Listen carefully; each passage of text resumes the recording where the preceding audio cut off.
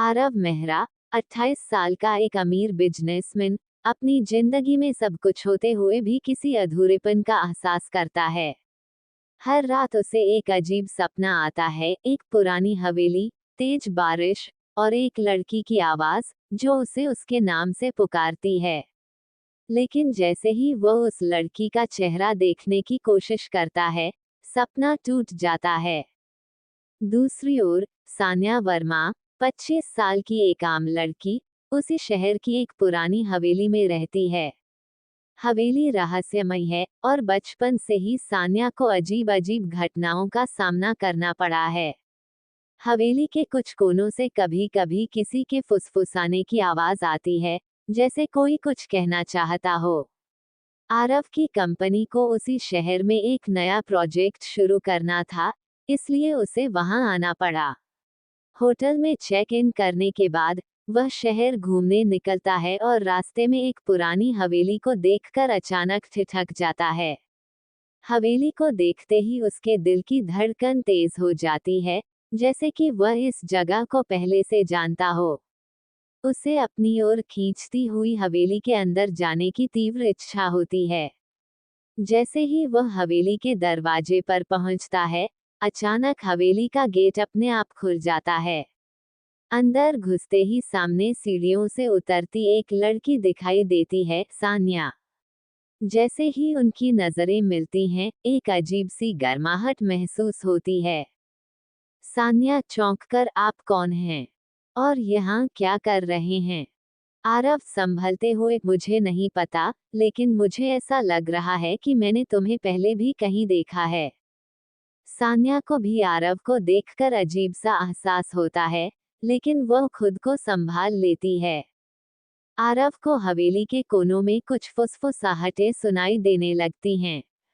अचानक दीवारों पर लगी कुछ पुरानी तस्वीरें उसकी नजर में आती हैं। उनमें से एक तस्वीर देखकर उसकी सांसें थम जाती हैं। उस तस्वीर में वही लड़की थी जो उसके सपनों में आती थी, और वो कोई और नहीं बल्कि सान्या थी। आरव को हल्की हल्की फ्लैशबैक झलकियां दिखने लगती हैं, एक पुराना जमाना, वही हवेली, और वह खुद, लेकिन किसी और रूप में। वह घबराकर बाहर निकलने लगता है, लेकिन तभी सान्या उसे रोक लेती है और कहती है कि वह भी हवेली में अजीब घटनाओं का सामना कर चुकी है। दोनों मिलकर तहकीकात करने का फैसला करते हैं। रात के समय आरव और सान्या हवेली की पुरानी चीजों को खंगालते हैं और अचानक एक गुप्त दरवाजा ढूंढ निकालते हैं, जो हवेली के तहखाने में खुलता है। तहखाने में उन्हें एक पुरानी डायरी मिलती है। उसमें लिखा था, सान्या और आरव पिछले जन्म में भी प्रेमी थे, लेकिन उनकी प्रेम कहानी अधूरी रह गई थी, क्योंकि एक धोखेबाज ने उन्हें अलग कर दिया था। यदि वे इस जन्म में अपने प्यार को पूर्णिमा की रात से पहले स्वीकार नहीं करेंगे, तो वे फिर से हमेशा के लिए अलग हो जाएंगे। ये पढ़ते ही दोनों को अपने अतीत की पूरी कहानी याद आ जाती है। 100 साल पहले प्रिंसेस सान्वी सान्या का पिछला जन्म और राजकुमार अधिराज आरव का पिछला जन्म एक दूसरे से बेइंतहा मोहब्बत करते थे। लेकिन सेनापति विक्रम को ये रिश्ता मंजूर नहीं था, क्योंकि वह खुद सान्वी से शादी करना चाहता था। उसने अधिराज के खिलाफ राजा को भड़का दिया और उसे युद्ध के लिए भेज दिया। जब अधिराज वापस आया, तो सान्वी की शादी जबरदस्ती सेनापति विक्रम से करवाई जा रही थी। अधिराज ने सान्वी को भगाने की कोशिश की, लेकिन विक्रम ने उन पर हमला कर दिया। दोनों ने साथ मरने की कसम खाई और एक दूसरे की बाहों में दम तोड़ दिया। मरते वक्त उन्होंने कसम खाई थी कि अगर उनका प्यार सच्चा है, तो वे अगले जन्म में जरूर मिलेंगे।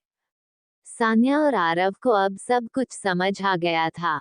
वे पिछले जन्म की उस अधूरी मोहब्बत को इस जन्म में पूरा करना चाहते थे, लेकिन तभी हवेली में अजीब घटनाएं होने लगीं। रात के समय अचानक हवेली की लाइटें बंद हो गईं और एक परछाई उनके सामने आई। वह कोई और नहीं बल्कि विक्रम की आत्मा थी, जो अब भी उन्हें अलग करना चाहती थी। विक्रम की आत्मा, तुम दोनों को इस जन्म में भी एक नहीं होने दूंगा। वह आरव पर हमला करने लगा, लेकिन सान्या ने एक दीपक जलाकर विक्रम की आत्मा को जलाने की कोशिश की। तभी उन्हें डायरी में लिखी आखिरी पंक्तियां याद आईं। सच्चा प्रेम ही हर बुराई का अंत कर सकता है। सान्या और आरव ने एक दूसरे का हाथ पकड़कर अपने प्रेम को स्वीकार किया और एक दूसरे से कहा, मैं तुमसे पिछले जन्म से प्यार करता हूँ और हमेशा करता रहूंगा। जैसे ही उन्होंने ये कहा, हवेली हिलने लगी, हवाएं तेज हो गईं, और अचानक विक्रम की आत्मा दर्द से चिल्लाने लगी। कुछ ही पलों में वह राख बनकर उड़ गई और हवेली में शांति छा गई। जब अगली सुबह हुई, तो हवेली अब उज्ज्वल और शांत लग रही थी। सान्या और आरव को एहसास हुआ कि उन्होंने पिछले जन्म के अपने प्यार को पूरा कर लिया था।